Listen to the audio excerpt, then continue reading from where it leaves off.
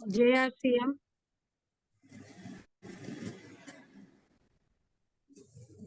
Sir சொன்ன மாதிரி நான் இன்னும் நிறைய வளரணும்னு தான் ஆசைப்படுறேன் சார். பேசுங்கம்மா. Okay sir. நிறைய வளரணும் அப்படிங்கிறது தான் என்னோட எண்ணம். நான் மட்டும் வளரணும் அப்படின்னு ஆசைப்படல, என்னோட டீம் வளரணும், நம்ம தஞ்சை மாவட்டம் வளரணும். ஏன்னா நான் இதை ஆரம்பிக்கிறதுக்கு முன்னாடி, பியூசி எடுக்கிறதுக்கு முன்னாடி 2 ULP அட்டன் பண்ணேன். எடுத்த பிறகு 2 ULP அட்டன் பண்ணேன். ULP அப்படிங்கிறது தான் நமக்கு ஒரு பூஸ்டர் மாதிரி.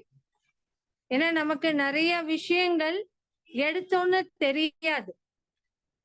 நிறைய மீட்டிங் அட்டன் பண்ணணும்.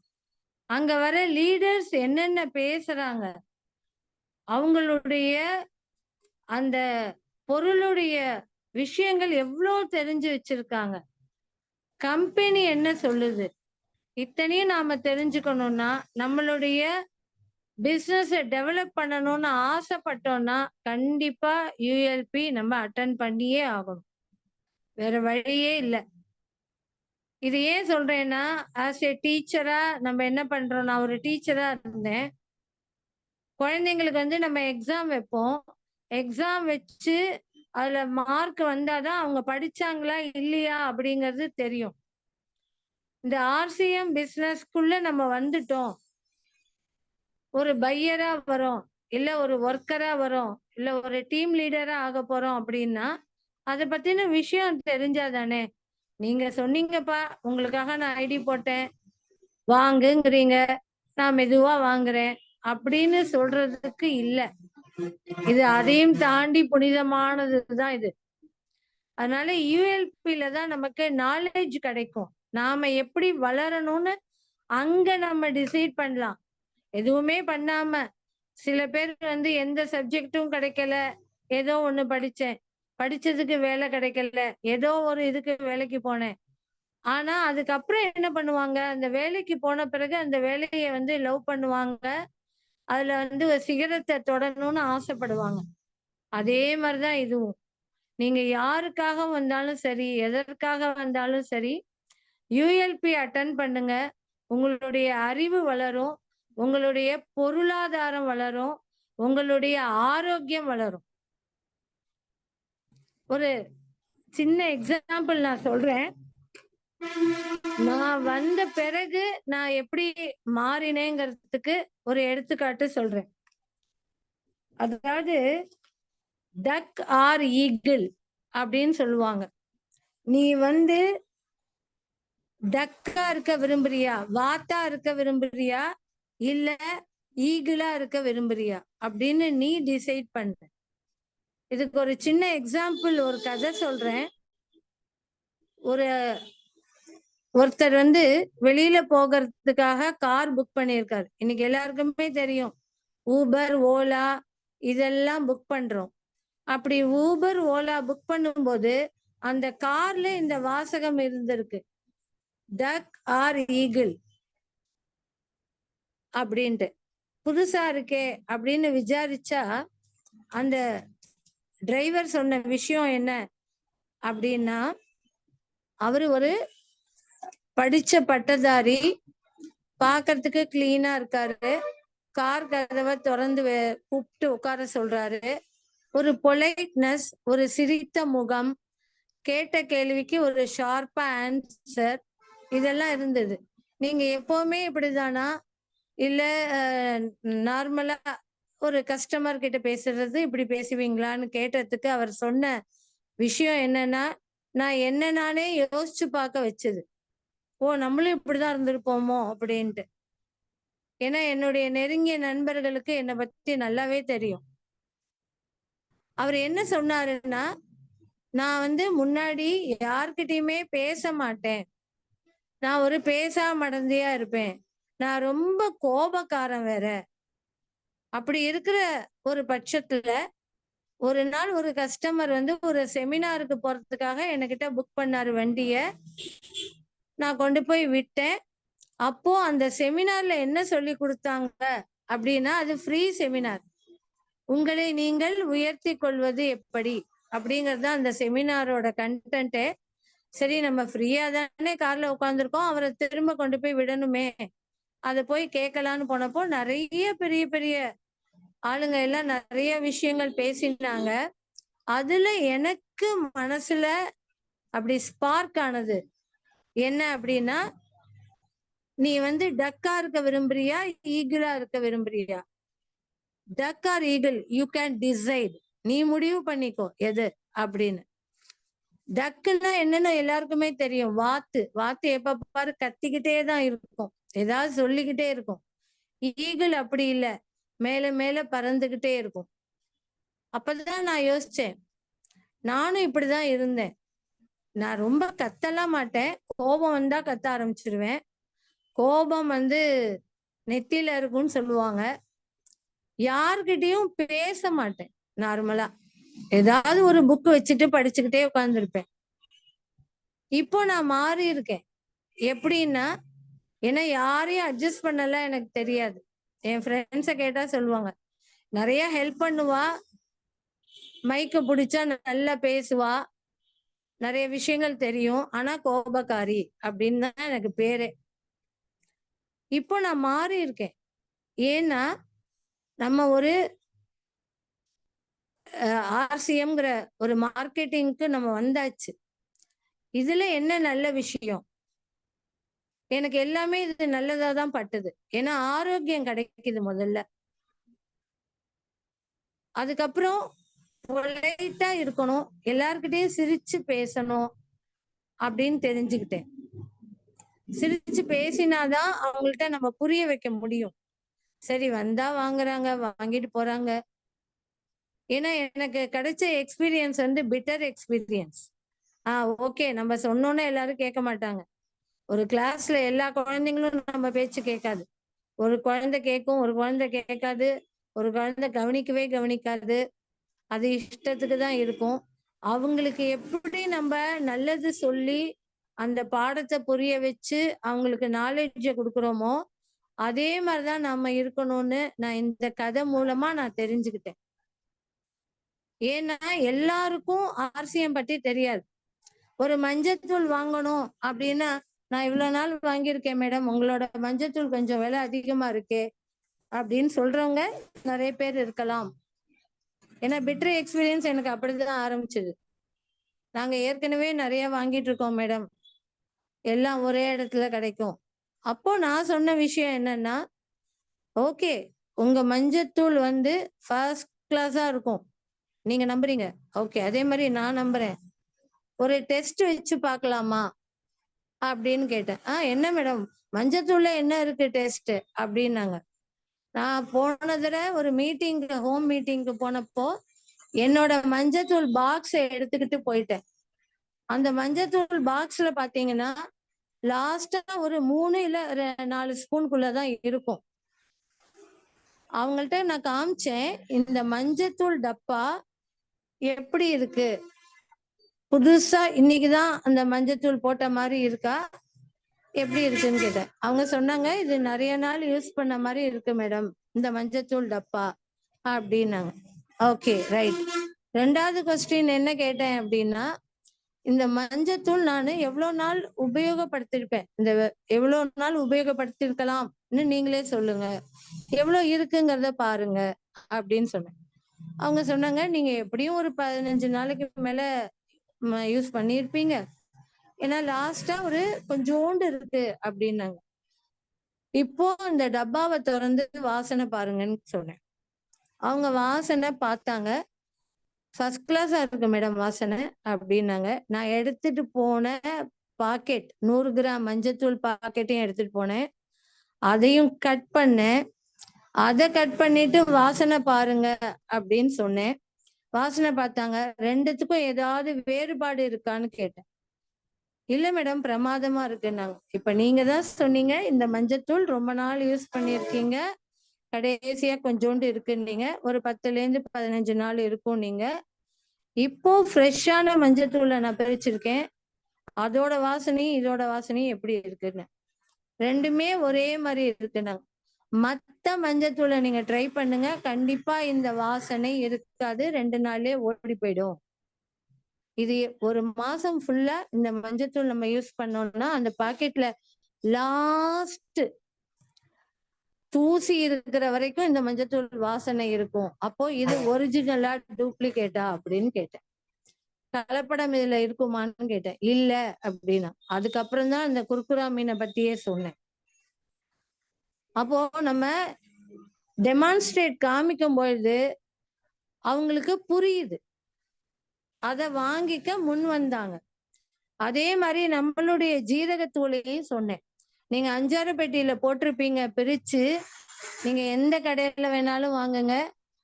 ஆனா நம்மளுடைய ஜீரகம் லாஸ்ட் எண்டு வரைக்கும் ஒரு தூசி ஒரு தும்பு இருக்காது, கலப்படம் இருக்காது அப்படின்னு சொல்லி அவங்களுக்கு புரிய வச்சேன். அதே மாதிரி வாங்கினாங்க. இது நான் இந்த கதையில இருந்து தான் கத்துக்கிட்டேன். நம்ம நிறைய பேசணும், கரெக்டா பேசணும். அப்போ என்ன ஆகும், நான் ஈகிளா தான் இருக்க விரும்புறேன், ஒரு சிங்கமா தான் இருக்க விரும்புறேன். அப்போ நம்மள்ட்ட நிறைய கஸ்டமர் வருவாங்க, நம்ம கிட்ட நிறைய பையர் வருவாங்க.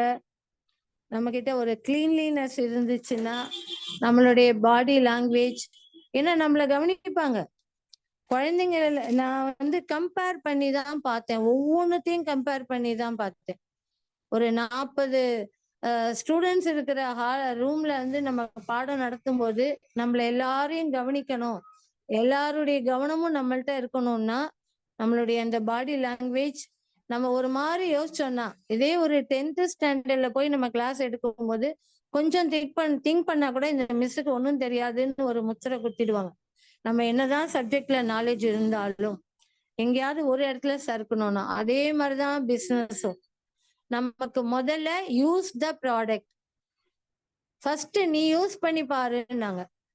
ஏன் அப்படி சொல்றாங்கன்னு நம்ம ஆழமா சிந்திச்சோம்னா, எந்த கம்பெனிக்காரனும் ஏதோ ஒரு மாத்திரை விற்கிறாங்க, அதுல எம்ஆர்பி கூட கிடையாது, இல்ல மத்த ப்ராடக்ட் விற்கிறாங்க, அதோடைய நாலேஜ் நமக்கு தெரியாது, அதனுடைய பளபளப்பை பார்த்து நம்ம கொடுத்துருப்போம். ஆனா நம்ம கம்பெனி எல்லாத்தையும் நீ யூஸ் பண்ணி பாருன்னா அதுல கண்டிப்பா ஆரோக்கியம் தான் இருக்கும். ஏன், நாம ஆரோக்கியமா இருந்தாதான் நம்ம இந்த பிசினஸ்ல நிலைச்சு நிக்க முடியும், எல்லாத்தையும் சேல் பண்ண முடியும். அப்போ நம்ம ஆரோக்கியத்துக்கு ஒவ்வொன்றுத்துக்கும் இம்பார்ட்டன்ஸ் கொடுக்குற ஒரு கம்பெனி இந்த உலகத்துல எங்க தேடினாலும் கண்டிப்பாக கிடைக்காது. அவங்கவுங்க சம்பாதிக்க தான் பார்ப்பாங்களே தவிர மத்த ஆரோக்கியத்தை பார்க்க மாட்டாங்க. நம்ம ஒரு எக்ஸாம்பிள் காட்டுறோம் இல்லையா, இது மனிதனுக்கு கொடுத்து யூஸ் பண்ண வச்சு அதுக்கப்புறம் வியாபாரம்.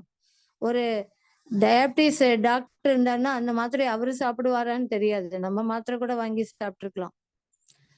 அதனால நாம தான் டெஸ்ட்மோனி இருக்கும்போது நம்மளுடைய கம்பெனி நம்மளுடைய ஒவ்வொரு மனிதனுக்கும் உண்டான அந்த அக்கறை நல்லா இருக்கணுங்கிற நினைப்பு அவங்களுக்கு இருக்கு. அந்த கம்பெனியில நம்ம ஜாயின் பண்ணும்போது யார் சொல்லி பண்ணாலும் சரி, எதுக்காக பண்ணாலும் சரி, நாம வந்துட்டோம் அதுல ஆழமா தெரிஞ்சுப்போம். ஏன்னா இது கடல் மாதிரி அப்படின்னு சொன்னாங்க. இதெல்லாம் நான் யூஎல்பியில போனதுனாலதான் தெரிஞ்சது. இது வந்து ஒரு என்ன சொல்றது, இந்த கடல் ஆர்சிஎம்ங்கிற கடல் தண்ணி வந்து தங்கத்தினால் இருக்கு. இந்த தங்கத்தை நீ ஸ்பூன் போட்டு எடுத்துக்கலாம், கப்பு போட்டு எடுத்துக்கலாம், இல்ல ஸ்ட்ரா வச்சு உறிஞ்சுக்கோ, இல்ல அப்படியே எடுத்துக்கோ, அது உன்னுடைய சாமர்த்தியம். இங்க சாமர்த்தியம் அப்படிங்கிறது என்னன்னா, நம்ம இதுல ஃபுல்லா இன்வால்வ் ஆனாதான், இத பத்தி தெரிஞ்சாதான் நம்ம சேல்ஸ் பண்ண முடியும். சார் சேல்ஸ் பண்ணுங்க, ஏன் பண்ண சொல்றேன், ஏமா எப்ப பாரு வந்து சேல்ஸுங்கிற, நான் விற்கணுமா, நான் உன்கிட்ட வாங்கிக்கிறேன். ஏன்னா நான் வந்து ஒரு கவர்மெண்ட் டீச்சர், என் ஹஸ்பண்ட் ஒரு கவர்மெண்ட் டீச்சர், ஏராளமா எங்களுக்கு பணம் இருக்கு, நான் ஏமா விற்கணும் அப்படின்னு நேத்திக்கு வந்த ஒரு கஸ்டமர் என்னை பார்த்து கேட்டாங்க. ஏன்னா அவங்களுக்கு வந்து ஒரு சேல்ஸ் பண்ணி தான் பணம் வரணும் அப்படிங்கிறது இல்ல. அப்போ நான் அவங்கள்ட்ட ஒரு கதை சொன்னேன். அந்த கதை தான் இப்ப நான் உங்கள்ட்டையும் சொல்ல போறேன். அது என்ன கதை அப்படின்னா, ஸ்வீடன் நாட்டுல மிகப்பெரிய பணக்காரர்கள், பணம் காசுன்னா அவங்கள்ட்ட அப்படியே கொட்டி கிடக்கு. எப்படி அவங்களுக்கு பணம் வந்தது அப்படின்னா, அவங்க ஒரு வெடிமருந்து வியாபாரி. அவங்களுக்கு 3 பசங்க. அப்ப யோசனை பண்ணி பார்த்துக்கோங்க. அந்த வெடிமருந்து வியாபாரம்ங்கிறது கவர்மெண்ட்டுக்கு போர் புரியறதுக்கெல்லாம் யூஸ் பண்றதுக்கு வெடிமருந்த சப்ளை பண்றாங்க. அப்ப அவங்க எவ்வளவோ பெரிய பணக்காரங்களா இருப்பாங்க. அவங்களுக்கு பணம் காசுன்னா கொட்டி கிடக்கும். அவங்களுக்கு 3 பசங்க. அதுல ஒரு பையன் இறந்து போயிட்டாப்ல. அப்போ பிரெஞ்சு நியூஸ் பேப்பர்ல ஒரு விஷயம் வருது. தப்பான ஒரு பதிவு வருது. என்ன பதிவுனா, அதுல ஒரு பையன் இறந்து போயிட்டாரு. இன்னொரு பையனோட பேரு போட்டு வருது. இறந்து போன பையன் பேரு போடல, உயிரோடு இருக்கிற பேரு தான் வருது. எப்படி வருதுன்னா, மரணத்தின் வியாபாரி மரணித்தார் அப்படின்னு. அது எவ்வளோ பெரிய வார்த்தை. நல்லா கவனிங்க. The merchant of death is death. மரணத்தின் வியாபாரி மரணித்து விட்டார் அப்படின்னு அந்த பிரெஞ்சு நியூஸ் பேப்பர்ல தப்பான பதிவு. யாரு உயிரோட இருக்காரோ அவரோட பேர் போட்டு வருது. அந்த பையன் அந்த பேப்பரை படிச்சுட்டு அப்படியே ஷாக் ஆயிட்டார். நாம உயிரோட இருக்கோம், நாம இறந்து போயிட்டதா வருது. அந்த நியூஸோடைய வாசகங்கள், நான் ஏன் இத சொல்றேன்னா, ஒவ்வொரு வார்த்தைக்கும் வேல்யூ இருக்கு. அந்த வார்த்தையை நம்ம சரியா பிரயோகப்படுத்தணும். யாரையும் ஹர்ட் பண்ணக்கூடாது. அதே சமயத்துல சில மாற்றங்கள் கூட நமக்கு ஏற்படலாம் நம்ம சொல்ற வார்த்தையினால. அதுதான் அந்த குடும்பத்துல நடந்தது. அவர் பயந்து போயிட்டார். அப்படியே அதிர்ச்சி. நாம உயிரோட இருக்கோம், நம்ம செத்து போயிட்டோம்னு வந்ததுக்கு கூட அவர் அதிர்ச்சி ஆகல. ஏன்னா யார் பிறந்தாலும் ஒரு நாள் இறந்துதான் ஆகணும். அது யாரா இருந்தாலும் இருக்க முடியாது. ஆனா அந்த வார்த்தை மரணத்தின் வியாபாரி மரணித்தார். அப்போ நம்ம இவ்வளவு பெரிய பணக்காரங்க, நம்மள்ட்ட இவ்வளவு பெரிய சொத்து சுகங்கள் எல்லாம் இருக்கு. நம்மள இன்னி வரைக்கும் எப்படியெல்லாம் நமக்கு நேரா நம்மள மதிச்சாங்க. சார் நீங்க எப்படி, சார் இப்படி, நீங்க பெரிய லீடர், என்னென்னவோ சொல்லியிருப்பாங்க இல்லையா? அவரை பார்த்து அவர் அப்படியே தாங்கி இருப்பாங்க. ஆனா அவர் மரணத்துக்கு பிறகு அவரை எப்படி விமர்சனம் பண்றாருங்கிறத அவர் தெரிஞ்சுக்கிட்டாரு. அவர் பொட்டுல அடிச்ச மாதிரி இருந்தது. மை டியர் ஃப்ரெண்ட்ஸ், இந்த வேர்டை இந்த வேர்டு பத்தி எனக்கு தெரியாது. நான் லேட்டஸ்டா தான் இந்த கதையை நான் படிச்சேன். ஆனா நான் விரும்பினது என்னன்னா, நான் எந்த ஜாப் எடுத்துக்கிட்டாலும், ஒரு சமையல் பண்ணாலோ இல்ல ஒரு கிளாஸ்ல டீச்சரா இருந்தாலோ, எதா இருந்தாலும் நான் எப்படி இருக்கணும்னு ஆசைப்படுவேன்னா, நம்ம சொல்லி கொடுக்கிற விஷயம் எல்லாருக்கும் போகணும், நம்மள மதிக்கணும் அப்படின்னு நான் நினைப்பேன். அதேதான் அவரு நினைச்சிருக்காரு. நாம உயிரோட இருக்கும்போது நம்மளை தாங்கின இந்த உலகம் நம்ம இறந்த பிறகு நம்மளை எப்படி கமெண்ட் அடிக்குதுங்கிறது உயிரோட இருக்கும் போதே அவர் தெரிஞ்சுக்கிட்டாரு. அதனால உடனே என்ன பண்ணாரு, அவருடைய சொத்து சுகம் அத்தனையும் ஒரு சேரிட்டி ஒண்ணு ஓபன் பண்ணி எல்லாருக்கும் கொடுத்துட்டார். கொடுத்து அதுக்கப்புறம் மக்களுக்கு எது நல்லது, என்ன பண்ணணும், எப்படி பண்ணினா மக்களுக்கு ஆரோக்கியமா இருப்பாங்க அப்படிங்கிறத கண்டுபிடிச்சு அவருடைய சர்வீஸா அதை மாத்திக்கிட்டார். நிறைய சர்வீஸ் பண்ண ஆரம்பிச்சாரு, வெடிமருந்த விட்டுட்டார். சோ இது எப்படி அவரால் ஜெயிக்க முடிஞ்சது? இது உண்மையா அப்படின்னா உண்மைதான். ஏன்னா இன்னைக்கு அவருடைய பேரு ஆல்பர்ட் நோபல். இப்ப டக்குன்னு எல்லாருக்கும் புரியுதா? யாராவது ஒருத்தர் ஆன்சர் பண்ணுங்க. I will give the prize. உங்களுக்கு ஒரு பரிசு உங்கள் வீடு தேடி அனுப்பி வைக்கப்படும்.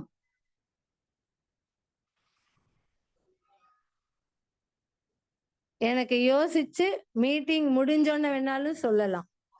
ஐ வில் கிவ் த டைம். அப்பதான் நான் இது நீங்க கண்டுபிடிச்சது கரெக்டாங்கிறத நான் ஆன்சர் பண்ண முடியும்.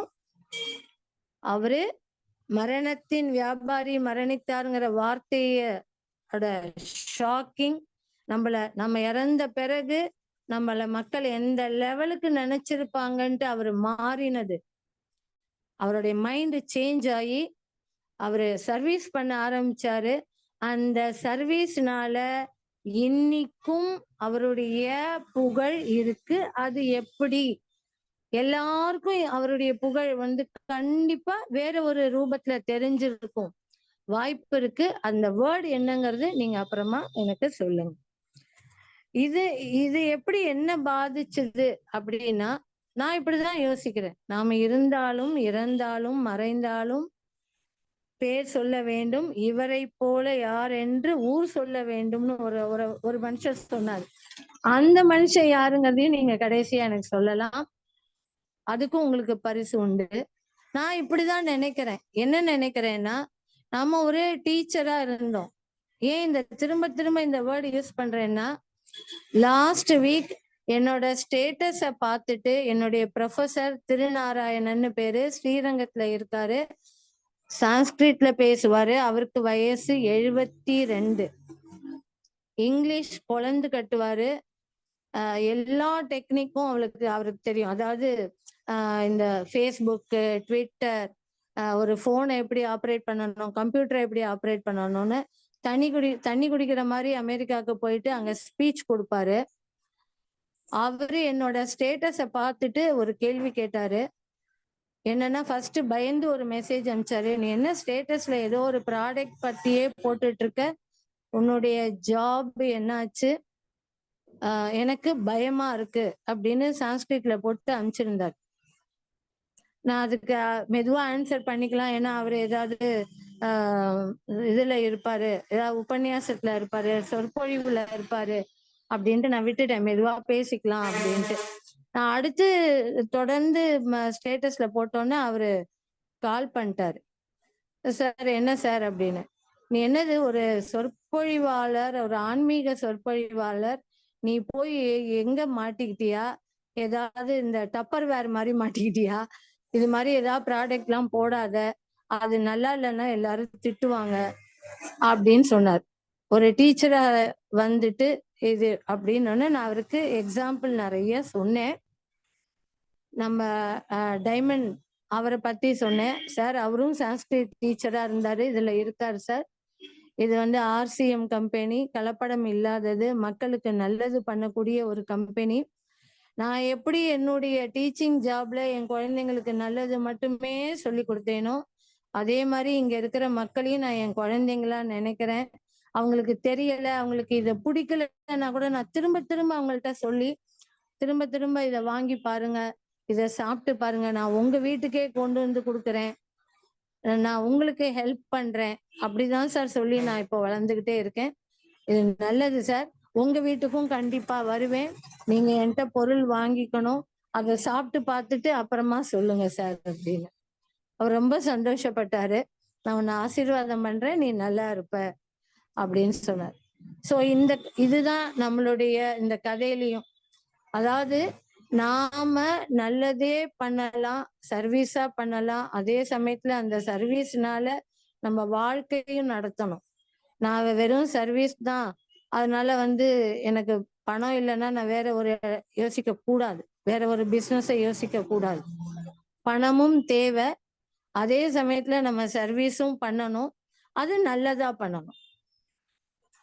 அதுதான், அதுக்கும் நான் ஒரு எக்ஸாம்பிள் தான் காட்ட போறேன். ஒரு டீச்சராகவும் இருக்கணும், நல்லதும் சொல்லி கொடுக்கணும், தெரியலன்னா திரும்ப திரும்ப சொல்லி கொடுக்கணும். சில பேரை கொஞ்சம் என்ன சொல்றது, திட்டி சொல்லி கொடுக்கலாம், சில பேரை நல்லது சொல்லி கொடுக்கலாம். எப்படி இருந்தாலும் கொஞ்சம் லேட் ஆனாலும் ரீச் ஆகும். 40 மார்க் வாங்குற பசங்களும் இருக்காங்க, 0லேருந்து 40 வரவங்களும் இருக்காங்க, 100 வரவங்களும் இருக்காங்க. அதனால நான் எல்லாரையும் அப்படிதான் நினைச்சு எல்லா கஸ்டமரையும் நான் அப்படிதான் ட்ரீட் பண்றேன். ஏன்னா அவங்களுக்கு தெரியாது, நம்ம சொல்லி கொடுப்போம், அவங்க எடுத்துக்கட்டும், எடுத்துக்கலையா திரும்ப திரும்ப சொல்லி கொடுக்கலாம் அப்படின்னு தான் நான் நினைக்கிறேன். ஏன்னா மனம்ங்கிறது ஒரு குதிரை, அதை அடக்க பழக்கிட்டோம்னா நம்மளுடைய கோபம், தாபம், ஆசை பொறாமை இதெல்லாம் இருக்காது. நம்ம எல்லார்கிட்டயுமே ஒரு போட்டி இருக்கணும். என்னோட க்ளோஸ் ஃப்ரெண்ட்ஸுக்கு தெரியும். எந்த ப்ரோக்ராமா இருந்தாலும் என்னோடது பெஸ்ட்ன்னு வர மாதிரி பண்ணி விட்டுருவேன். அது மாதிரி ஹார்ட் ஒர்க் பண்ணுவேன். அந்த ஹார்ட் ஒர்க் மட்டும் இல்லை, இப்போ ஸ்மார்ட் ஒர்க்கும் தேவைப்படுது நமக்கு அப்படிங்கிறத நான் தெரிஞ்சுக்கிட்டேன். ஸ்மார்ட் ஒர்க்குன்னொன்னே ஞாபகம் வருது. ஃப்ரெண்ட்ஸ், நான் இந்த மீட்டிங் முடிச்ச உடனே நான் உங்களுக்கு சில ஃபோட்டோஸ்லாம் அனுப்புகிறேன். அதில் பார்த்தீங்கன்னா, நான் டர்மரிக் பவுடர் சொன்னதை நீங்கள் எல்லார்கிட்டையும் சொல்லுங்க. ஜீரகம் சொன்னதை சொல்லுங்க. மொரிங்கா ஷாம்பு நாம இப்பெல்லாம் கேள்விப்பட்டிருக்கதே இல்லை. RCMக்கு வரத்துக்கு முன்னாடி யாருக்குமே மொரிங்கானா என்னன்னு கண்டிப்பா தெரிஞ்சிருக்காது. நமக்கு தெரிஞ்சதெல்லாம் என்ன, ஒரு நல்ல தேங்காய் எண்ணெய், அதுக்கப்புறம் செக்குல ஆட்டின தேங்காய் எண்ணெய், இதுதான் தெரியும். இங்க வந்த பிறகுதான் நமக்கு மொரிங்காவா அப்படின்னா, முருங்கை மரத்திலேருந்து உள்ள எக்ஸ்ட்ராக்ட் எடுத்து இந்த moringa shampoo, moringa oil, moringa face cream இதெல்லாம் பண்ணியிருக்காங்க. இது சைடு எஃபெக்ட் கிடையாது, நல்லா தேய்ச்சிக்கலாம் அப்படின்னு நம்மளால சொல்ல முடிஞ்சது. ஸோ அப்போ மொரிங்காங்கிற ஒரு வேர்டு நமக்குள்ள வந்ததுனால நம்ம அதை பத்தி தெரிஞ்சுக்கிறோம். அதை நீங்க மற்றவங்களுக்கு சொல்லுங்க. எந்த ஜாபா இருந்தாலும் நம்ம எல்லார்கிட்டையும் பேச கத்துக்கலாம், நிறைய விஷயங்கள் கத்துக்கலாம். நான் அந்த டீச்சருக்கு என்ன சொன்னேன்னா, மேடம் நீங்க 2 பேருமே நல்லா சம்பாதிக்கிறீங்க, லைஃப்ல செட்டில்டு, ரைட்.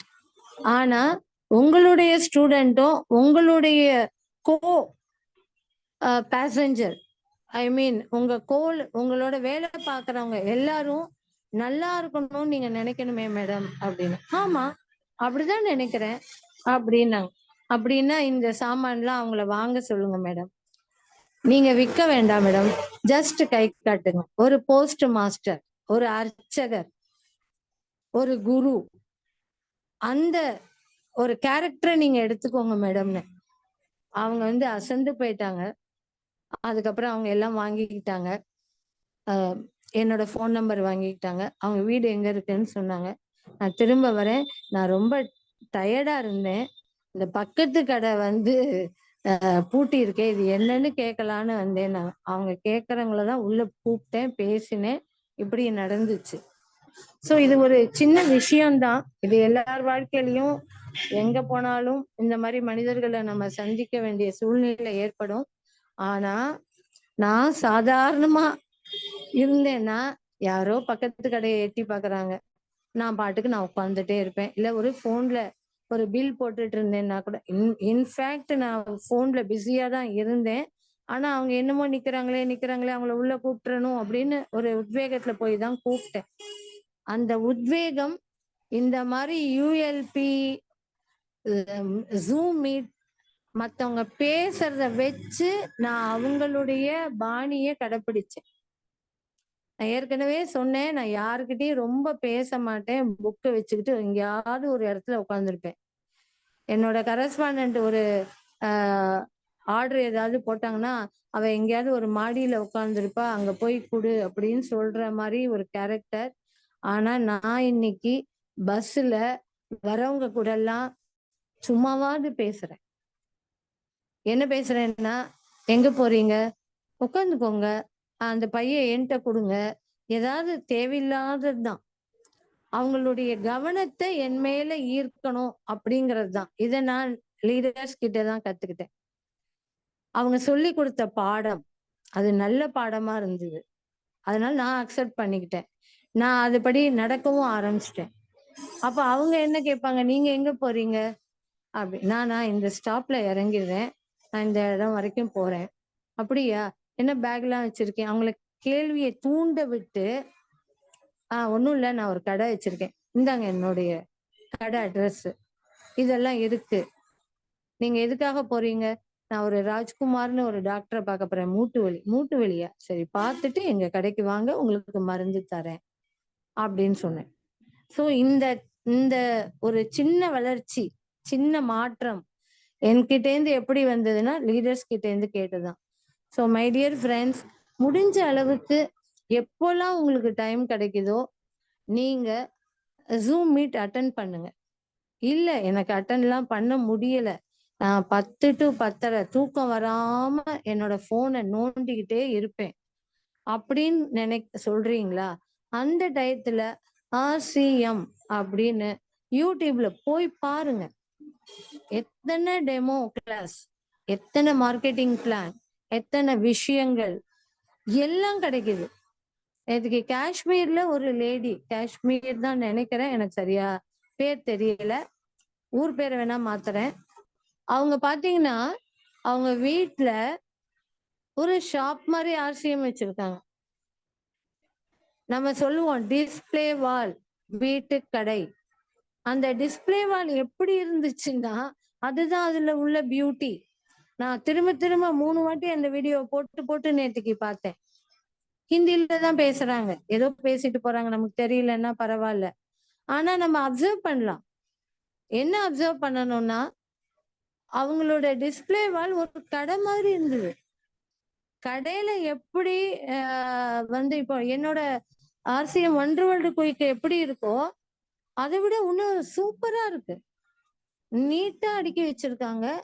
நாய்ஸ் நிறைய இருக்கு. நான் உடனே அவங்களுக்கு சேட் பண்ணேன், இது கண்டிப்பா டிஸ்பிளே வால் தானா அப்படின்னு.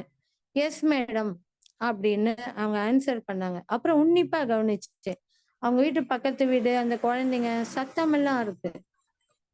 சோ ஒரு வீட்டுல எவ்வளவு அழகா வச்சிருக்காங்க.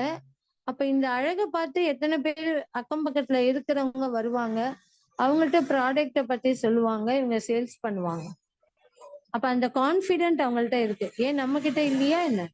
நம்ம கிட்ட இருக்கு. நம்ம நிறைய பார்க்கணும், நிறைய பேசணும், நிறைய பேருக்கு இதை ப்ரமோட் பண்ணணும். அதை நீங்க ஃபாலோ பண்ணீங்கன்னா கண்டிப்பா நீங்களும் ஜெயிக்கலாம். என்னை விட அதிகமா நீங்க இன்னும் நிறைய ஃப்ரெண்ட்ஸை பிடிக்கலாம், ரிலேட்டிவ்ஸை பிடிக்கலாம், எல்லார்கிட்டையும் கொண்டு போகலாம். அதுதான் நான் சொல்லக்கூடிய விஷயம். அடுத்தது பாத்தீங்கன்னா ஆம்லா கேண்டி. ஆம்லா கேண்டில நீங்க எல்லாருக்கும் என்ன சொல்லணும்னா, நிறைய மக்கள் பார்த்திருப்பீங்க, இந்த சூப்பர் மார்க்கெட்லாம் போனீங்கன்னா தேன் நெல்லிக்காய், தேன்ல ஊற வச்ச நெல்லிக்காய்ன்னு ஒரு பிளாஸ்டிக் கவர்ல போட்டு வச்சிருப்பாங்க. அதுல மேல ஜீனியா இருக்கும், சர்க்கரை படிஞ்சிருக்கும். நம்மளோடதுல சர்க்கரை படியல, ட்ரையா இருக்கும். ஏன்னா தேன்ல ஊற வச்சு காய வச்சு கொடுத்துருக்காங்க. சோ அது உடம்புக்கு எதுவும் பண்ணாது அப்படின்னு சொல்லி நீங்க தைரியமா முதல்ல நீங்க சாப்பிட்டு பாருங்க. ஏன்னா நான் அதை எக்ஸ்பெரிமெண்ட் பண்ணியிருக்கேன். எனக்கு அதுவும் வாங்கி நல்லா சாப்பிட்டுருக்கேன். என் பேக்ல எப்பவுமே இருக்கும், இதுவும் இருக்கு. அதுக்கப்புறம் பாத்தீங்கன்னா பேஸ்டோட விலை எல்லாமே நான் உங்களுக்கு அனுப்புறேன். அதை நீங்க கம்பேர் பண்ணி பார்த்துட்டு மற்றவங்கக்கிட்ட சொல்றதுக்கும் உங்களுக்கு ஈஸியா இருக்கும். நம்ம எவ்வளவோ பர்த்டே கொண்டாடுறோம், கல்யாண நாள் கொண்டாடுறோம், நிறைய பூஜை இதெல்லாம் வச்சிருக்கோம். அப்படிங்கும்போது நிறைய பேர் நவராத்திரி, தீபாவளி நம்ம வீட்டுக்கு வரும்போது ஜஸ்ட் ஒரு 2-3 விஷயங்கள் போஸ்ட் வச்சு வைங்க, பார்த்து கேட்பாங்க. ஆமா நான் RCMல இருக்கேன், நான் வாங்கி சாப்பிட்டுட்டு இருக்கேன், நல்லா இருக்கு, நீங்களும் பயன்படுத்துங்கன்னு சொல்லி கொடுங்க. கண்டிப்பா உங்களுக்கும் ஒரு வருமானம் கிடைக்கும். எனக்கு எதுக்கு வருமானம்னு யோசிக்காதீங்க. வருமானம் வேணும், வெறும் நான் வாங்கி சாப்பிட்றேன்னு சொல்லாதீங்க. அடுத்தவங்களுக்கு இதை நல்ல விஷயத்த சொல்லுங்க. ஏன் நல்ல விஷயத்த சொல்லுங்க, நல்ல விஷயத்த சொல்லுங்கன்னு சொல்றேன்னா, நம்ம ஒரு சினிமா பார்த்துட்டு இது ரொம்ப நல்லா இருந்தது, கதை வசனம் நல்லா இருக்கு, ஹீரோ சூப்பரா நடிச்சிருக்காருன்னு நம்ம யாருக்கோ அட்வர்டைஸ்மெண்ட் பண்றோம். நமக்கு நாமே பண்ணலாமே. ஒரு ஹோட்டல்ல போய் சாப்பிட்றோம், ஃபர்ஸ்ட் கிளாஸா இருக்கு, என்ன டேஸ்ட் தெரியுமா அந்த ரசகுல்லா, நம்ம ரசகுல்லாவை சொல்லுங்கப்பா, கண்டிப்பா பிடிக்கும் எல்லாருக்கும். நம்ம அதை நமக்கு தெரியாமையே மற்ற பொருட்களை பத்தியும், மற்ற ஸ்கூல் எடுத்துக்கோங்க. இந்த ஸ்கூல்ல இவ்வளோ கம்மி ஃபீஸ், இந்த ஸ்கூல்ல ஆனா நிறைய எக்ஸ்ட்ரா கரிக்குலர் ஆக்டிவிட்டிஸ். எல்லாமே சொல்லி கொடுப்பாங்க. நீச்சல் இருக்கு, பாட்டு இருக்கு, டான்ஸ் இருக்கு அப்படின்லாம் சொல்றோம். சொல்லி நம்ம சேர்க்கிறோம். பக்கத்து வீடு, எய்த்த வீடு எல்லாம். அதே மாதிரிதான். அதுக்கு நம்ம வந்து ஒரு மீடியேட்டராவோ இல்ல நம்ம வந்து அட்வர்டைஸ்மெண்டராவோ இருந்தோம் இல்லையா? இதுக்கு இருப்போம். ஏன் இதுக்கு இருக்கணும்? ஆரோக்கியம் இருக்கு. ஆரோக்கியம் மட்டும் இல்ல, நமக்கு வருமானமும் வருது. ஃபர்ஸ்ட் ஆரோக்கியம், செகண்ட் வருமானம், தேர்ட் வந்து நம்மளுடைய அடுத்த தலைமுறைக்கு, நம்ம அடுத்த தலைமுறைக்கு இதே நல்ல பாதையில அவங்களும் போனாங்கன்னா கண்டிப்பா அவங்களாலையும் நிறைய சம்பாதிக்க முடியும். நிறைய பேருக்கு வேலை கொடுக்க முடியும். அதையும் அந்த நல்லதும் சேர்த்து அவங்க பண்ணுவாங்க. அப்போ அந்த குடும்பம் நல்லா இருக்கும், அந்த தெரு நல்லா இருக்கும், அந்த ஊர் நல்லா இருக்கும். இததான் மத்த கேரளாவோ கர்நாடகாவோ எல்லாம் இதை பண்ணிட்டு இருக்காங்க, மகாராஷ்டிராவோ. ஏன் நம்ம பண்ண மாட்டேங்கிறோம்னா, நம்ம கிட்ட என்ன மாதிரி நீங்களும் இருக்கலாம் இல்லையா? நான் என்ன மாதிரிதான் நான் எல்லாரையுமே யோசிப்பேன். என்ன மாதிரி ஷையா இருக்கலாம். ஆமா, நம்ம வாங்கி சாப்பிட்டோம் போதும். நிறைய பேர் நம்ம ஒரு இடத்துக்கு போயிட்டு வந்தோம்னா அந்த இடத்த நாம மட்டும் ரசிச்சுட்டு அதை ஷேர் பண்ண கூட மாட்டோம். இப்ப ஷேர் பண்றதுக்கு நிறைய வந்திருக்கு. வாட்ஸ்அப் வந்திருக்கு, ஃபேஸ்புக் வந்திருக்கு, ட்விட்டர் வந்திருக்கு, நிறைய வந்திருக்கு. ஸோ அதே மாதிரி நாம அதுல எல்லாம் போடலாம். அதுக்கப்புறம் சன்ஸ்கிரீன், அது பாத்தீங்கன்னா அது பிரமாதமா இருக்கு. அதெல்லாம் நம்ம பார்த்தோன்னே நமக்கு தெரியல.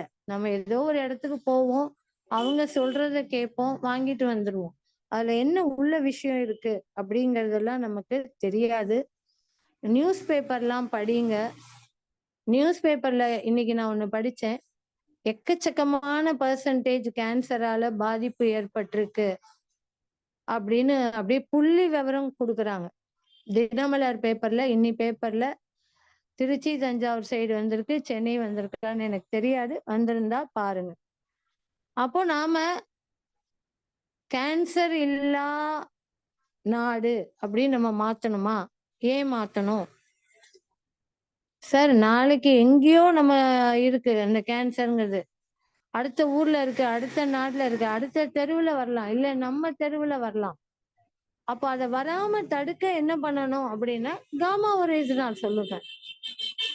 மேடம், எனக்கு வந்து நியூட்ராசிட்டிக்கெல்லாம் அவ்வளவா நம்பிக்கை இல்லை மேடம்.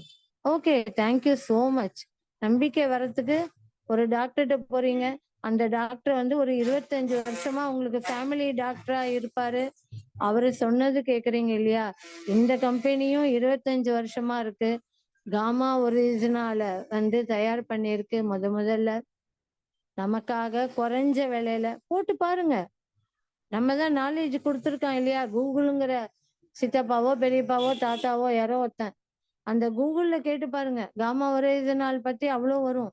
அப்ப கம்பேர் பண்ணுங்க, வெளியூர்ல எவ்வளவு விக்குது, நம்ம ஊர்ல எவ்வளவு விக்குது, ஜப்பான்ல எவ்வளவு விக்குது, நம்ம ஊர்ல எவ்வளவு விக்குது.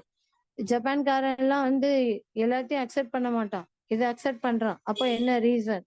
அப்ப நம்ம சாப்பிட்டோம்னா இது ப்ரிவென்ட் வரத்துக்கு முன்னாடியே நம்மளை காப்பாத்துது. அப்ப நாம இதை சாப்பிடலாம். நம்மளுடைய அலர்ஜி யாருக்காவது இருக்கா, இதை கொடுக்கலாம்.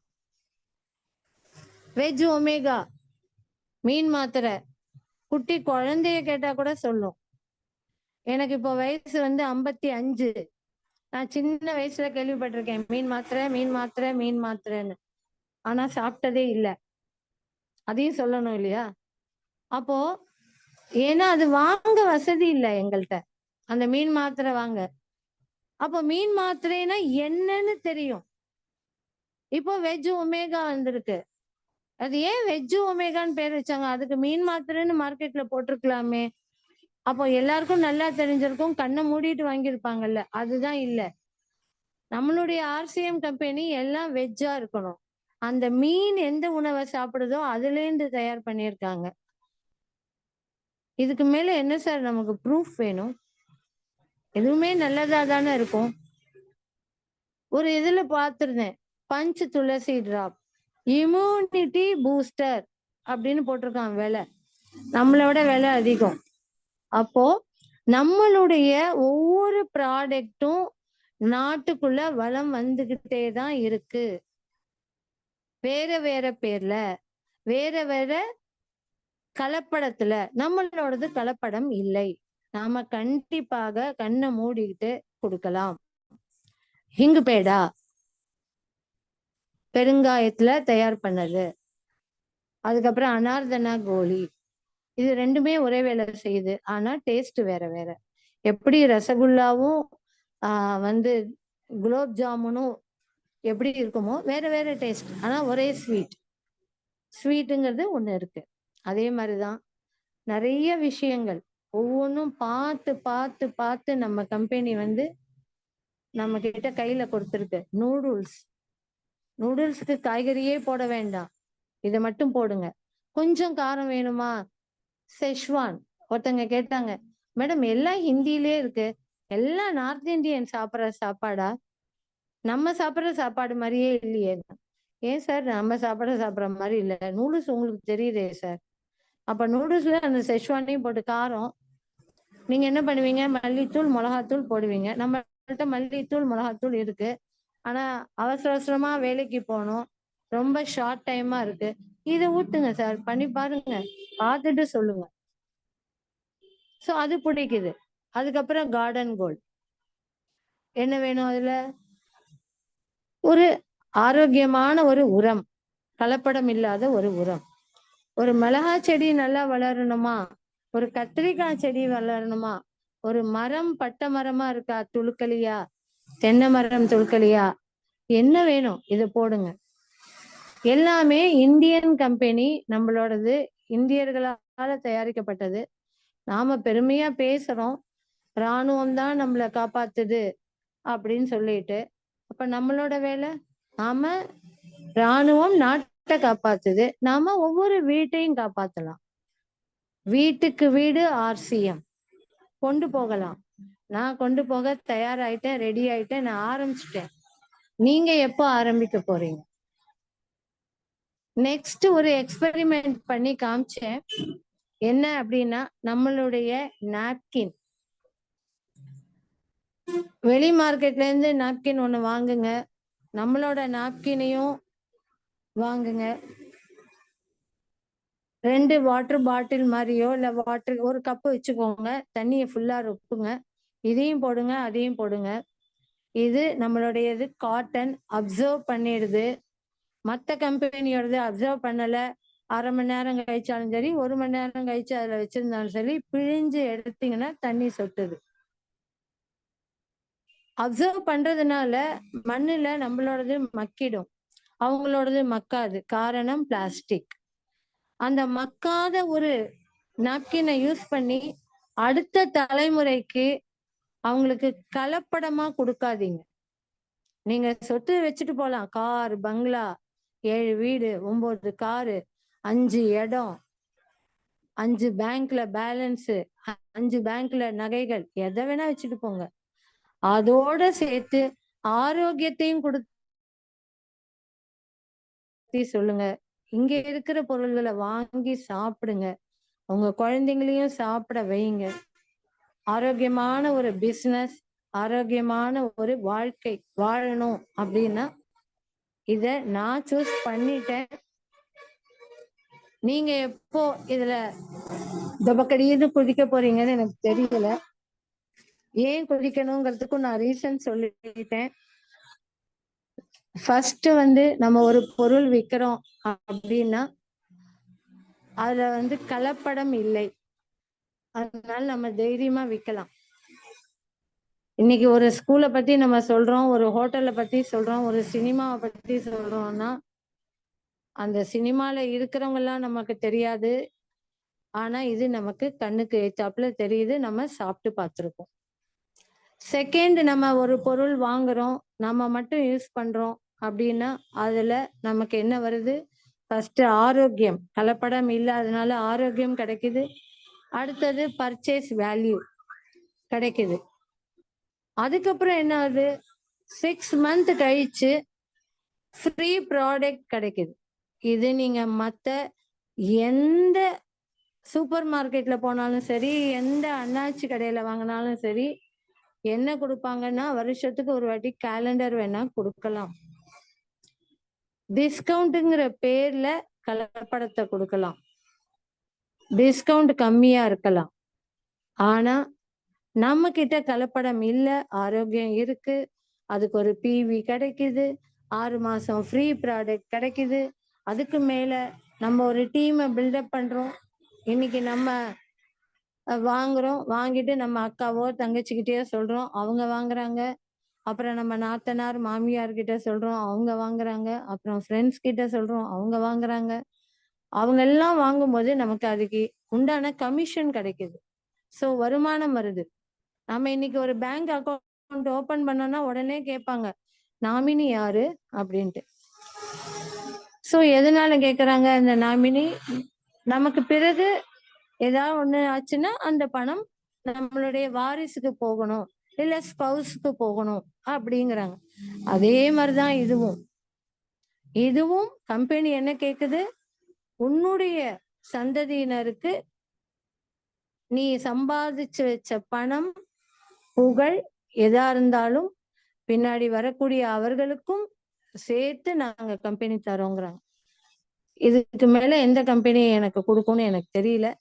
நான் கேள்விப்பட்டதுதான் நிறைய மார்க்கெட்டிங். ஆனா ஒரு லெவல், அதுக்கப்புறம் போக முடியாது. 1 லட்சம் ரூபாய் ஒருத்தன் சம்பாதிக்கலாம், இல்ல 20 லட்சம் ரூபாய் சம்பாதிக்கலாம்.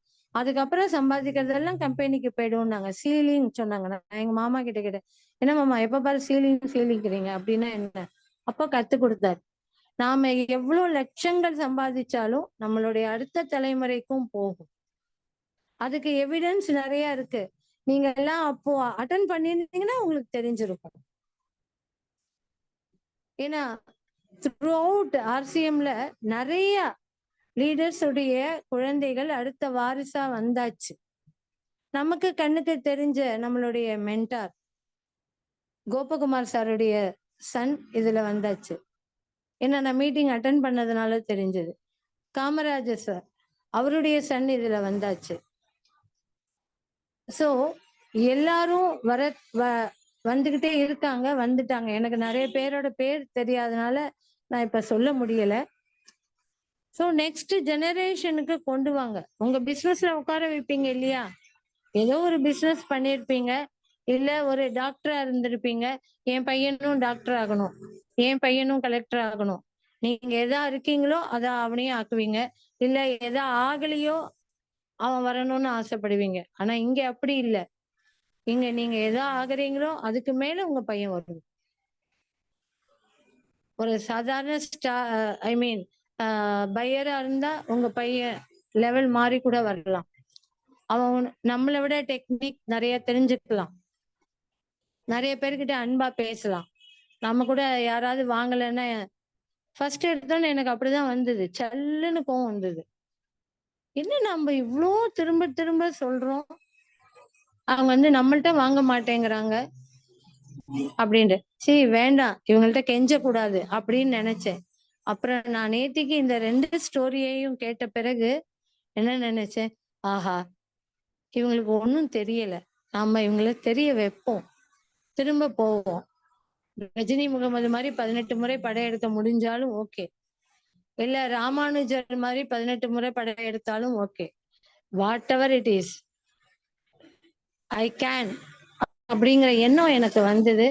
அதுக்கு ஏத்த மாதிரி ஒரு பெரிய ஆப்பர்ச்சுனிட்டி நேற்றுக்கு எனக்கு mister Kamaraj sir, emerald sir சொன்னாரு, மேடம் நாளைக்கு பேசுறீங்களா அப்படின்னு கேட்டாரு. ஓகேன்ட்டேன். ஏன்னா எனக்குள்ள மாற்றத்தை நான் எல்லாருக்கும் தெரிவிக்க விரும்புறேன். இதுக்கு ஒரு சான்ஸ் வேணும். நான் ஒவ்வொருத்தர்கிட்டையும் வாட்ஸ்அப்லயும் ஃபேஸ்புக்லயும் நான் சொல்லிக்கிட்டே இருந்தேன்னா லேட் ஆகும். அப்புறம் எனக்கும் அந்த ஒரு ஃபீல் போயிடக்கூடாது. நான் அந்த ஒரு இதோட இருக்கணும்னு ஆசைப்படுறேன். இதுலயும் நான் மாற மாட்டேன் கண்டிப்பா. ஐ கான் சேஞ்ச், நெவர். ஏன்னா பெட்டர் எக்ஸ்பீரியன்ஸ்ன்னு சொன்னேன், இதை விட பெட்டர் எக்ஸ்பீரியன்ஸ் தான் எனக்கு கிடைச்சது. ஓ இவங்க இதுல இந்த பிசினஸ்ல இருப்பாங்களா, ஓடி போயிடுவாங்களா, வேற பிசினஸ்க்கு போவாங்களா? Nothing doing. நான் இருக்கும் வரை இந்த ஆர்சிஎம் தான் வச்சிருப்பேன். நான் இறந்த பிறகும் ஆர்சிஎம் பதில் சொல்லும். அதுக்கு ஒரு வாரிசையும் நான் வந்து செஞ்சு கொடுத்துட்டு தான் போறேன். ஏன் அப்படின்னா, ஏன் இவ்வளவு கான்பிடென்டா சொல்றேன்னா, எங்க வீட்லயே கேட்டாங்க. இந்த ஃபர்ஸ்ட் கேட்க பயந்தாங்க.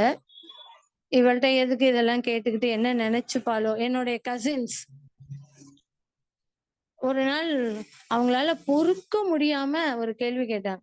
அது என்ன ஸ்ரீநிதி ஆர்சிஎம்னு வச்சிருக்க அப்படின்னு ஒரு கேள்வி கேட்டாங்க. ஏன்னா 3 தலைமுறையா எங்க வீட்டுல ஸ்ரீநிதிங்கிற பேரே கிடையாது.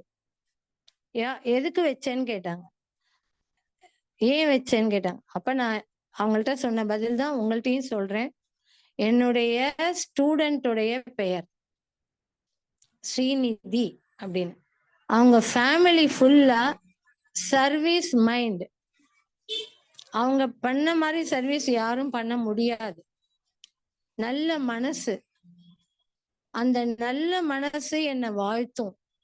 நான் மேல வர முடியும் அப்படிங்கிற நம்பிக்கையில தான் நான் அந்த குழந்தையோட பேர் வச்சேன். அந்த குழந்தை இன்னைக்கு 9th ஸ்டாண்டர்ட் படிக்கிறா. நான் ப்ரீகேஜில பார்த்தேன்னு நினைக்கிறேன் அந்த குழந்தைய. என்கிட்ட வந்து சொற்பொழிவு பத்தி கேட்டு படிச்சு அவங்க குடும்பம் ஒரு பெரிய சொற்பொழிவை வந்து நிகழ்த்தியிருக்காங்க. கிட்டத்தட்ட 5-6 மேடை நான் அவங்கள ஏத்திருக்கேன். ஆனா அந்த ஃபேமிலி மாதிரி ஒரு சர்வீஸ் மைண்டை நான் பார்த்தது இல்லை. அந்த குழந்தையோட பேர் தான் நான் வச்சேன். தோணினது நான் வச்சுட்டேன். அது நல்லதுதான் தோணினதுன்னு நான் இன்னைக்கும் நம்புறேன், என்னைக்குமே. ஏன்னா அவங்கள்ட்ட உள்ள ஒரு நன்றிய நான் காட்டிட்டேன், அவ்வளவுதான். அதுல ஒரு பாயிண்ட் தான். அவங்களுக்கு நம்ம நல்ல விஷயங்கள் கத்துக்கிட்டோம், நல்ல விஷயங்கள் அவங்கள்ட்ட இருந்து வாங்கிக்கிட்டோம்னா நிறைய பண்ணணும். சோ நன்மை நடக்கும், நல்லதே நடக்கும், நல்லதே சிந்தனை பண்ணுவோம். இன்னைக்கு காலையில எந்திரிக்கும் போதே நமக்கு ஏதாவது டிசப்பாயிண்ட் இருந்தா கூட நல்லது நினைச்சுக்கிட்டே எந்திரிங்க. இன்னைக்கு யாராவது ஒருத்தருக்கு நம்ம ஆர்சிஎம் பத்தி ஒரே ஒரு ப்ராடக்ட சொல்ல முடியுமா? சொன்னோம்னா நல்லது. அவங்களுக்கு அந்த ஆரோக்கியத்தை கொடுக்க முடியும். பெண்கள், ஏன்னா பெண்கள் வந்து நிறைய நம்ம வெளியில வேணா சிரிக்கலாம் சார், உள்ள எத்தனை அடி வாங்கணும்னு நமக்கு தான் தெரியும். ஆண்கள் சும்மா கமெண்ட் அடிச்சுட்டு போலாம், நான் என் பொண்டாட்டிட்ட உத வாங்கினேன் அப்படின்னு சொல்லி ஏதோ ஒரு ஹியூமரா இருக்கலாம். ஆனா பெண்களுக்கு இன்னைக்கும் நிறைய ப்ராப்ளங்கள் இருக்கு. அதெல்லாம் ஃபேஸ் பண்ணிட்டு வெளியில வந்தீங்கன்னா நிஜமா வின் பண்ண முடியும். ஏன் தைரியமா இருக்கணும் அப்படின்னா, அன்னைக்கு நான் ஈரோடுக்கு போனேன். போகும்போது ஒரு ஆசை, ஒரு உத்வேகம். என்ன நினைச்சிட்டு போனேன்னு நான் பிராங்காவே சொல்லிடுறேன். நான் கடை வச்சிருக்கேன், நம்ம ஆர்சிஎம்ல இறங்கியிருக்கோம், நம்ம எல்லாம் தெரிஞ்சுக்கணும். சார் வந்து ஒரு ஏற்பாடு பண்ணியிருக்காரு. கோபகுமார் சாரோடையது. அவருக்கு காமராஜ் சாரோட குரு. அப்போ அவரு எப்படி பேசுவாரு? நம்ம வந்து வெறும் ஜூம் மீட்ல தானே பார்த்திருக்கோம். இதை நாம தெரிஞ்சுக்கணும். நான் எல்லாரையும் கூப்பிட்டேன். சில ஃபேமிலி சர்க்கம்ஸ்டன்ஸ், சில ஹெல்த் இஷ்யூஸ், எல்லாராலையும் வர முடியல. ஒரே ஒரு நண்பர் விஜய், அவர் வந்தாரு என் கூட. 4 மணிக்கு வாங்க மேடம்னாரு. 4 மணிக்கு நான் அங்க போகணும் ஸ்டேஷனுக்குன்னா என் வீட்டுல இருந்து 2:45 எந்திரிச்சு 3 மணிக்கு குளிச்சு அதுக்கப்புறம் போகணும். வீட்டுல கேட்டாங்க, 2:45 என்ன பிசாசா என்ன அப்படின்னா, இல்லைங்க எனக்கு ஆசையா இருக்குங்க, நான் கத்துக்கிறதுக்காக போறேன் அப்படின்னு போனேன். சில விஷயங்கள் எனக்கு அந்த டிஸ்டன்ஸ்லாம் தெரியல, பழக்கம் இல்லாதனால. திரும்பி வரும்போது நைட்டு 12 மணி, தனியா தஞ்சாவூர் பழைய பஸ் ஸ்டாண்ட்ல இறங்கிட்டேன் 12 மணிக்கு. ஒரு நிமிஷம் அப்படியே சுத்தி பார்த்தேன், ஒரு பஸ் இல்லை. என்ன பண்றது அப்படின்னு யோசிக்கும் போது ஒரு ஆட்டோக்காரர் வந்தார். வந்த உடனே நான் எங்கம்மா போகணும் அப்படின்னு, ஒரு நிமிஷம் அப்படின்ட்டு நான் உடனே என் வீட்டுக்காருக்கு போன் அடிச்சிட்டேன். ஏங்க ஒரு பஸ்ஸும் இல்லை, நான் என்ன பண்ணட்டும் அப்படின்னு. அவர்கிட்ட பேசிட்டு இருக்கும் போதே எனக்கு இன்னொரு தாட் என்ன வந்ததுன்னா, நான் வரும்போதே பார்த்துக்கிட்டே வந்தேன். எங்க அம்மாவை எமர்ஜென்சியா ஹார்ட் அட்டாக் வந்தோடனே ஒரு ஹாஸ்பிட்டல்ல சேர்த்தோம். அந்த ஹாஸ்பிட்டல் வாசல்ல பொழுதனைக்கும் உட்காந்துருந்தோம், விடிய விடிய நானும் என் சிஸ்டரும். அந்த அந்த இடம் பார்த்துட்டேன். அந்த இடம் தாண்டி தான் நான் வந்தேன். இந்த இடத்துக்கு நம்ம போயிடலாம். அங்க போய் உட்கார்ந்தா நமக்கு ஒரு சேஃப்டி. ஏன்னா பஸ் ஸ்டாண்ட்ல உட்கார்றது சேஃப்டியா என்னன்னு நமக்கு தெரியாது. இதே ஊர்ல நான் பொறந்து வளர்ந்திருந்தா கூட 25 வருஷம் கேப்ல எனக்கு ஒண்ணும் தெரியல. என் வீட்டுக்காருக்கு ஃபோன் பண்ணேன். "நீ ஆட்டோ புடிச்சிட்டு வாம்மா" அப்படின்ட்டாரு. வரும்போது 3 ஸ்டாப்பிங் சொன்னாரு. அந்த 3 ஸ்டாப்பிங்க்கும் வரும்போது ஒவ்வொரு வாட்டியும் எனக்கு ஃபோன் பண்ணிடுன்னாரு. ஓகே அப்படின்ட்டேன். யாரு ஆட்டோக்காரர் கொஞ்சம் அப்சர்வ் பண்ணு. தண்ணி கிண்ணி போட்டிருக்காங்களா? எப்படி ஏதுன்னு பார்த்துக்கிட்டு வா அப்படின்னு சொல்லிட்டாரு. சரி அப்படின்ட்டேன். அதே மாரி அந்த பையன பார்த்தேன். மாலை போட்டிருந்தாப்புல ரொம்ப மரியாதையா பேசினாரு. என்ன கொண்டு வந்து ஜாக்கிரதையா விட்டுட்டாரு. எதுக்கு சொல்ல வரேன்னா, நான் அன்னைக்கு பயந்திருந்தேன்னா, 12 மணி ஆயிடுச்சு. நம்ம இது மாரி எல்லாம் இஎல்பி எல்லாம் அட்டெண்ட் பண்ணக்கூடாது. எங்கேயும் போகக்கூடாது. வீட்டுக்குள்ளேயே இருக்கணும். அப்படின்னு நான் நினைச்சேன்னா, என்னால வளர முடியாது. என்ன மாரி எல்லாரும் வந்து 12 மணிக்கு வந்து இறங்குங்கன்னு நான் சொல்லல. நம்ம ஒரு இடத்துக்கு போகறதுக்கு முன்னாடி என்ன டிஸ்டன்ஸ், என்ன பஸ் இருக்கு, என்ன ட்ரெயின் இருக்கு, எங்கேருந்து எங்க இருக்கு, அதுல வந்தா எப்படி ஈஸியா வரலாம் அப்படிங்கிறத தெரிஞ்சுக்கிட்டு போகணுங்கிற லெசன் நான் படிச்சேன். அதே மாதிரி நீங்களும் அந்த லெசனை கத்துக்கோங்க. கண்டிப்பா நம்ம வாழ்க்கையில முன்னேறலாம். ஓகே, ரொம்ப டைம் எடுத்துக்கிட்டேன்னு நினைக்கிறேன். 1 ஹவர்ல பேசணும் அப்படின்னு நினைச்சேன். மைக்க பிடிச்சா விட மாட்டேங்கிறேன். சாரி. நான் சொன்ன விஷயம் அவர் எப்படி சக்சஸ் ஆனாரு, இன்னைக்கும் உலகம் அவரை நினைக்கக்கூடிய அளவுக்கு பண்ணிட்டு போயிட்டாரு. என்னங்கிறது கண்டுபிடிச்சிங்களா?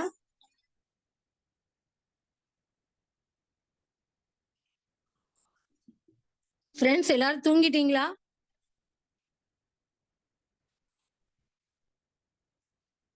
எல்லாரும் இருக்கீங்களா? தூங்கிட்டீங்களா? இல்ல நானே ஆன்சர் சொல்லவா?